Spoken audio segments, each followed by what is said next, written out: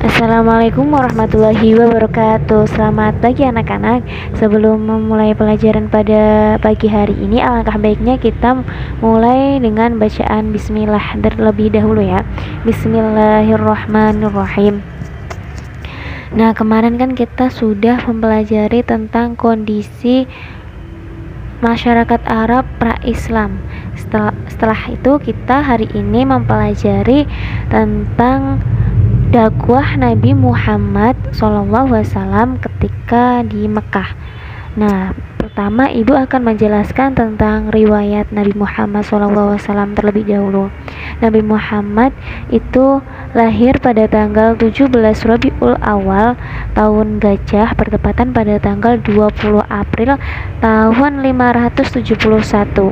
Ayah Nabi Muhammad itu bernama Abdullah bin Abdul Muthalib dan ibunya itu bernama Siti Aminah binti Wahab.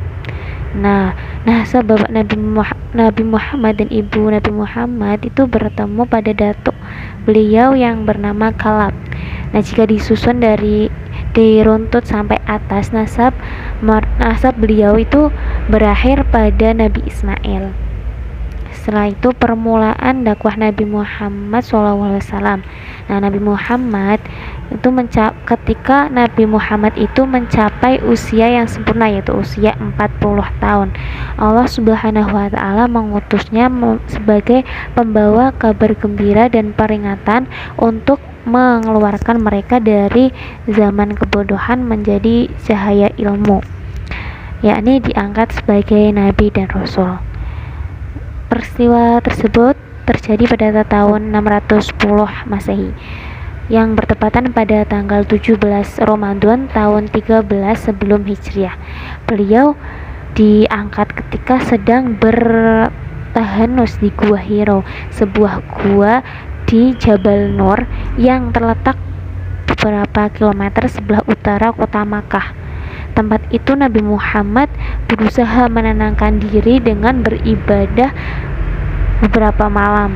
Ibadah Nabi Muhammad mengikuti agama Nabi Ibrahim alaihissalam. Setelah turunnya wahyu yang pertama, pertanda Nabi Muhammad telah dipilih Allah sebagai Nabi dan Rasulnya. Setelah itu tidak turun wahyu lagi selama beberapa hari. Para sejarawan bersepakat lamanya wahyu pertama dan kedua adalah 40 hari. Jadi selang waktunya itu 40 hari antara wahyu pertama dan wahyu yang kedua. Nah, wahyu yang kedua itu Surat Al-Muddatsir ayat 1-7. Dakwah Nabi Muhammad dilaksanakan secara sembunyi-sembunyi selama 3 tahun. Beliau berjuang keras tanpa mengenal lelah, meskipun banyak ejekan dan gangguan yang diajukan kepada beliau dan para sahabatnya. Dakwah Nabi Muhammad secara sembunyi-sembunyi ini berakhir ketika turun perintah untuk melakukan dakwah secara terang-terangan, yang sebagaimana firman Allah pada surat Al-Hijr ayat 94, di mana di situ ayat yang menjelaskan tentang perintah Nabi untuk melaksanakan dakwah secara terang-terangan. Setelah itu perhatian dan prioritas Nabi Muhammad SAW. Selama Nabi Muhammad berdakwah di Mekah, tentunya tidak mulus ya, banyak masalah yang terjadi dan menjadi perhatian dan prioritas yang ingin dicapai oleh Nabi Muhammad.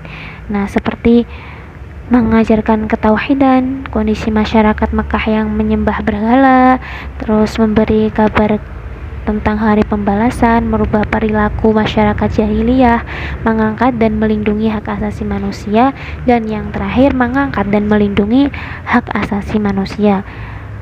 Misi Nabi Muhammad biasanya itu disebut rahmatan lil alamin, yaitu mengajarkan kepada manusia tentang akidah dan larangan menyembah selain Allah Subhanahu wa taala, yang menegaskan tentang adanya hari pembalasan, mengajarkan akhlak terpuji dan melarang berbuat kemungkaran, mengakui dan melindungi hak asasi manusia. Sekian pembelajaran pada hari ini. Selanjutnya kalian bisa mengerjakan soal latihan ya. Nah, untuk minggu depan dikumpulkan dikoreksi. Sekian dari Ibu, kurang lebihnya mohon maaf. Wabillahi taufiq wal hidayah. Wassalamualaikum warahmatullahi wabarakatuh.